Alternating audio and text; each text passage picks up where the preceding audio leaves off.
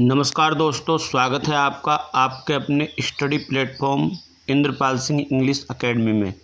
दोस्तों, मैं इंद्रपाल सिंह आप सभी प्यारे भाई बहनों का आपके अपने इस यूट्यूब चैनल पर हार्दिक स्वागत, हार्दिक अभिनंदन करता हूं और आशा है कि आप सभी अच्छे होंगे, मस्त होंगे, ज़बरदस्त होंगे और यूपी टेट की तैयारी आपकी ज़ोरों पर होगी, क्योंकि अब परीक्षा में कोई ज़्यादा देरी है नहीं। 2 जुलाई, 3 जुलाई और 4 जुलाई को आपका अपकमिंग एग्ज़ाम है यूपी टेट का। तो दोस्तों, आज की इस हम क्लास में डिस्कस करने वाले हैं यूपी टेट इंग्लिश ग्रामर के पार्ट्स ऑफ स्पीच को। यहाँ हम पार्ट्स ऑफ स्पीच में 4 पॉइंट आज क्लियर करेंगे, नाउन, प्रोनाउन, एडजेक्टिव और वर्ब को, वो भी फुल कॉन्सेप्ट के साथ में, जिसमें आपको डेफिनेशन, टाइप्स और एग्जाम्पल समझाए जाएंगे। साथ ही साथ क्वेश्चन किस प्रकार से बनते हैं ये भी आपको पूरा समझाया जाएगा। तो आइए शुरू करते हैं बिना किसी देरी के आज के इस सेशन को। Parts of speech. देखिए, अगर हम डेफिनेशन की बात करें, definition of parts of speech की, पार्ट्स ऑफ स्पीच क्या होता है, तो parts of speech are the different classes और categories into which words are divided according to their functions in a sentence। यानी पार्ट्स ऑफ स्पीच जो होता है उसको हिंदी में शब्द भेद कहते हैं और ये कितने होते हैं, 8 होते हैं। तो पार्ट्स ऑफ स्पीच क्या होते हैं, ये वर्ड्स जो होते हैं वो किस प्रकार से सेंटेंस में अलग अलग कैटेगरी में अपना काम करते हैं और अपने एक्शन के साथ वो अलग अलग उनके नाम भी होते हैं। तो हम बात करते हैं, जैसे एग्जाम्पल है राम प्लेज क्रिकेट। यहाँ पर हम देख रहे हैं कि जो राम है वो एक नाउन है, प्लेज एक वर्ब है और क्रिकेट जो है ये भी एक नाउन है। जैसे दिया है सी इज़ ब्यूटीफुल, तो जो सी है वो एक नाउन है, इज़ एक वर्ब है और ब्यूटीफुल एक एडजेक्टिव है। तो इसी तरह से हम देखेंगे कि प्रत्येक सेंटेंस के अंदर अलग अलग पार्ट्स ऑफ स्पीच होती है। इनका आज हम पूरा डिटेल से एनालिसिस करेंगे।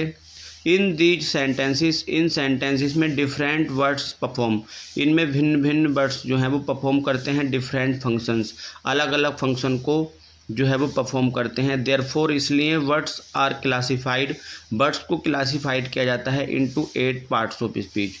वर्ड्स को 8 पार्ट्स ऑफ स्पीच में हम क्लासीफाई करते हैं, noun, pronoun, adjective, verb, adverb, conjunction, preposition and interjection. तो आइए दोस्तों, मैं उम्मीद करता हूँ ये यहाँ तक आपका क्लियर हुआ होगा। अब हम बात करते हैं आगे। सबसे पहले नाउन की। देखिए, नाउन की यदि डेफिनेशन की बात की जाए, a noun is a word used as the name of a person, place, thing, animal, quality, action और आइडिया। नाउन जो है एक ऐसा वर्ड होता है जिसमें किसी व्यक्ति, किसी स्थान, किसी वस्तु, किसी पशु, किसी की क्वालिटी, कोई एक्शन और आइडिया दर्शाया जाता है। या फिर हम मोटे तौर पर ये कह सकते हैं कि दुनिया की हर एक वस्तु जो है, हर एक इंसान जो है, हर एक जो प्राणी है, ये क्या है, एक नाउन है ना। तो ये तो बहुत इजी है, लेकिन क्वेश्चन ये आता है कि एग्ज़ाम में पूछा जाता है आपसे कि पार्ट्स ऑफ स्पीच पूछी जाती है, कि पूछा जाता है कोई सेंटेंस देते हैं और उसके सेंटेंस के किसी वर्ड्स को अंडरलाइन कर देते हैं और पूछते हैं कि ये कौन सी पार्ट्स ऑफ स्पीच है। तो आज के इस सेशन में हम आपको क्लियर समझा देंगे। अब आपको इसके अलावा किसी और वीडियो को देखने की आवश्यकता नहीं पड़ेगी। जैसे एग्जाम्पल दिए हैं नाउन के, पर्सन की अगर हम बात करें, जैसे राम, सीता, मोहन, सोहन, कुछ भी किसी का पर्सन का नाम। प्लेस की बात करें, जैसे Delhi, London, school, market. Thing की बात करें, जैसे बुक, पेन, टेबल, चेयर आदि। एनिमल की बात करें, जैसे लोयन, हॉर्स, ये हो जाता है। क्वालिटी की बात करें, जैसे ऑनेस्टी हो गई, काइंडनेस हो गया। आइडिया की बात करें, जैसे फ्रीडम है, डेमोक्रेसी है। तो ये क्या है, ये नाउन के अलग अलग एग्जाम्पल हैं। अब हम आगे बात करेंगे काइंड्स ऑफ नाउन। नाउन के काइंड्स कितने होते हैं, तो आप सभी जानते हैं there are 5 kinds of noun और नंबर फर्स्ट होता है प्रॉपर नाउन। प्रॉपर नाउन क्या होता है, ये एक पर्टिकुलर नेम होता है, the name of a particular person, place और थिंग। यानी किसी व्यक्ति का, किसी विशेष व्यक्ति, स्थान और वस्तु के नाम को हम क्या कहते हैं, प्रॉपर नाउन कहते हैं, जैसे कि राम, इंडिया, आगरा, है ना, जहाँ पर किसी व्यक्ति का या किसी स्थान का एक जो है पर्टिकुलर नेम दिया जाता है। जैसे कॉमन नाउन में क्या होता है, a common noun common name given to person, places और things of the same class, यानी एक ही क्लास के, सेम क्लास के जो पर्सन होते हैं या प्लेस होते हैं या थिंग होते हैं, उनको जब एक कॉमन नेम दे दिया जाता है तो वो कॉमन नाउन कहलाता है। जैसे एग्जाम्पल के तौर पे बॉय है, तो हम बॉय शब्द जब लेते हैं तो वर्ल्ड के जितने भी बॉय हैं सबकी बात की जाती है कॉमन तौर पर। जैसे सिटी है तो कोई भी सिटी हो सकती है, रिवर की बात करें तो कोई भी रिवर हो सकती है, लेकिन यदि हम द गंगा की बात करें तो क्या हो जाएगा, गंगा, वो एक प्रॉपर नाउन हो जाएगा। और यदि हम जैसे सिटी है तो सिटी क्या है, सिटी एक कॉमन नाउन है, लेकिन अगर हम कहें मुरादाबाद, मेरठ, आगरा, तो ये क्या है, ये प्रॉपर नाउन है। बॉय एक कॉमन नाउन है, लेकिन हम कहें मोहन, सोहन, अमित, तो ये क्या हो जाएगा, एक प्रॉपर नाउन हो जाएगा। अब कलेक्टिव नाउन की बात कर लेते हैं। तो the name of a group of persons, animals और थिंग्स, यानी जहाँ पर पर्सन्स का ग्रुप, एनिमल्स या थिंग्स का जो ग्रुप होता है उसको क्या कहते हैं, हम कलेक्टिव नाउन कहते हैं। जैसे टीम, है ना, प्लेयर्स का जो समूह है उसको टीम कहते हैं। जैसे जरी, फ्लॉक, ये सब।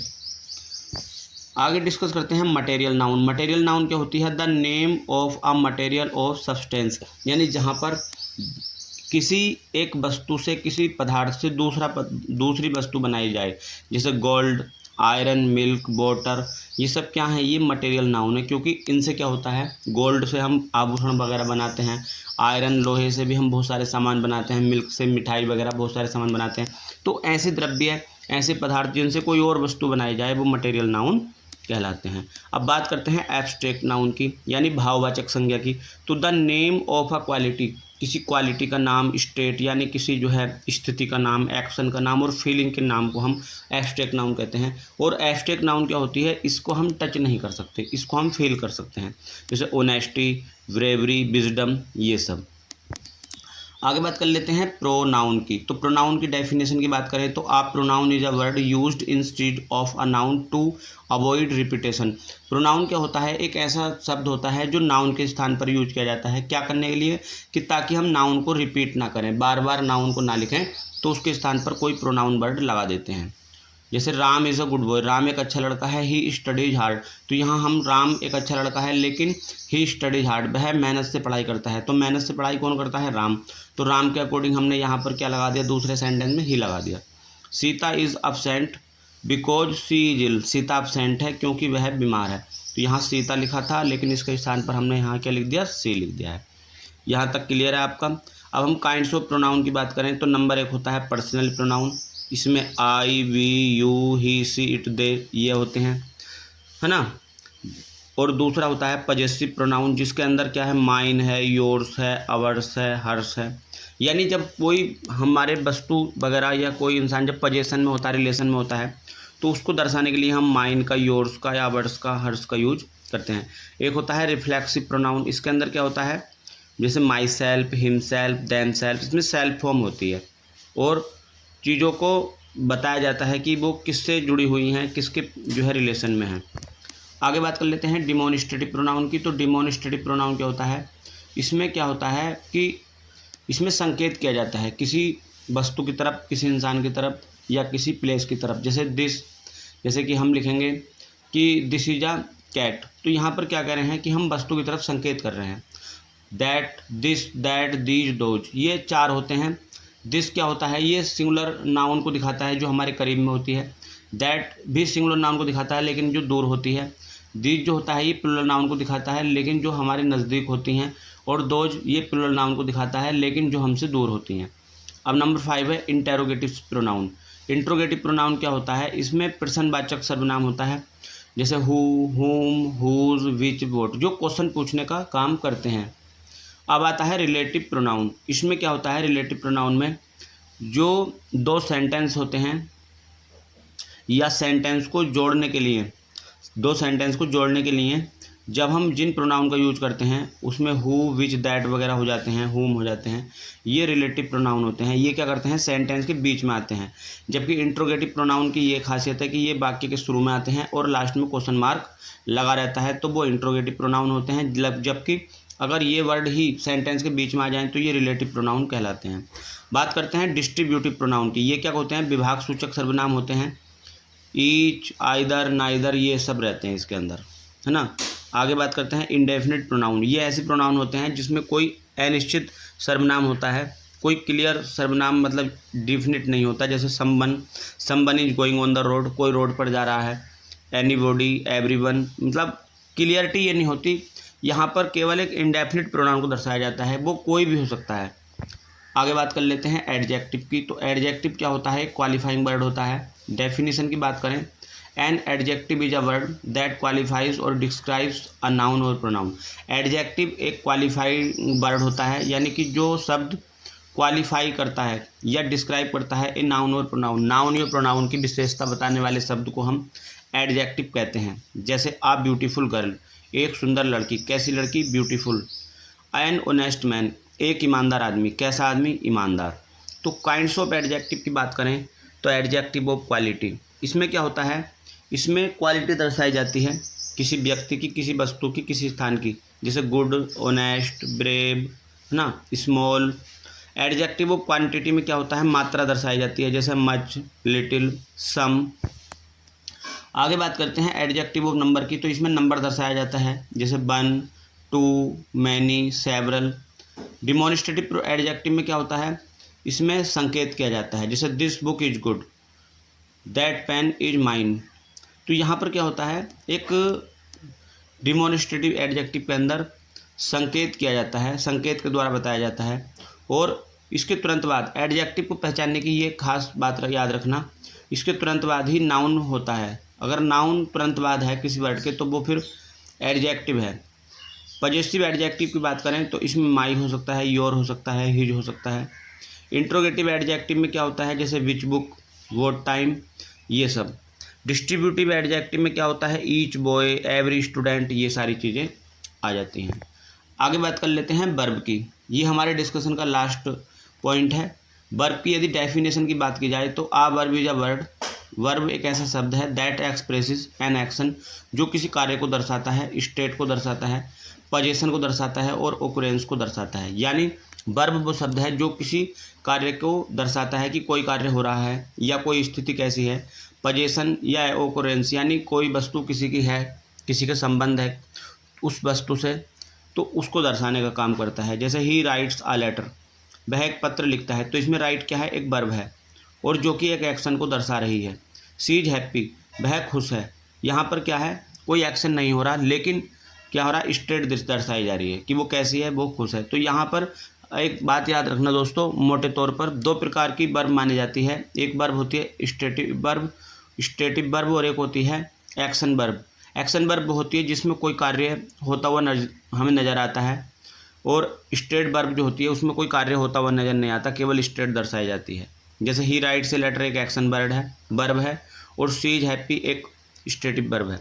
अब काइंड्स ऑफ वर्ब की बात करें तो एक होती है मेन वर्ब, जैसे राइट, रीड, प्ले, जंप, गो, और एक होती है ऑक्सिलियरी वर्ब। ऑक्सिलियरी वर्ब को कहते हैं helping verb. Is, am, are, have, has, यानी जो वर्ब किसी सेंटेंस में मेन वर्ब की, यानी उस वाक्य को बनाने में मेन वर्ब से पहले आकर मेन वर्ब की हेल्प करती है वाक्य बनाने में, तो ऐसी वर्ब को ऑक्सिलियरी या हेल्पिंग वर्ब कहते हैं। जबकि मेन वर्ब होती है जो उसमें सेंटेंस में हो रहे एक्शन को दर्शाती है। आई होप यहाँ तक आपको क्लियर हुआ होगा। अब हम बात करते हैं आगे। वर्ब एक और टाइप होता है वर्ब का, ट्रांजिटिव वर्ब और इंट्रांजिटिव वर्ब। ट्रांजिटिव वर्ब क्या होती है? जैसे टेक्स एन ऑब्जेक्ट। इसमें ट्रांजिटिव जब वर्ब है ये एक ऑब्जेक्ट को लेती है अपने साथ में, इसमें ऑब्जेक्ट पाया जाता है। जैसे ही रोट अ लेटर, उसने एक पत्र लिखा। इंट्रांजिटिव वर्ब क्या होती है? इसमें कोई ऑब्जेक्ट नहीं होता। Does not take an object, ये कोई ऑब्जेक्ट नहीं लेती है। जैसे बर्ड्स फ्लाई, इसके अंदर कोई ऑब्जेक्ट नहीं है। जबकि यहाँ ऊपर ही रोट ए लेटर, उसने एक पत्र लिखा। उसने क्या लिखा? एक पत्र, तो इसमें एक ऑब्जेक्ट था। फिनाइट वर्ब की बात करें, एक वर्ब होती है फिनाइट वर्ब और एक नॉन फिनाइट। फिनाइट वर्ब होती है change according to subject and tense, जो टेंस और सब्जेक्ट के अनुसार बदल जाती है, उसको फिनाइट वर्ब बोलते हैं। जैसे ही प्लेज क्रिकेट, वह क्रिकेट खेलता है। और जैसे हम लिखेंगे ही इज प्लेइंग क्रिकेट, वह क्रिकेट खेल रहा है। तो इसमें क्या होगा कि according to tense and subject जो वर्ब की फॉर्म है वो बदलती चली जाएगी। जैसा आप जानते हैं जब वर्ब बदलते हैं तो टेंस बदल जाता है, जबकि नॉन फिनाइट वर्ब में क्या होता है, नॉन फिनाइट वर्ब कभी चेंज नहीं होती, ना तो ये सब्जेक्ट के अकॉर्डिंग चेंज होती है और ना ही टेंस के। ये 3 टाइप की होती है, इन्फिनेटिव, जिरेंड और पार्टिसिपल। फिलहाल नॉन फिनाइट वर्ब से आपसे यूपी टेट के एग्जाम में नहीं पूछा जाएगा।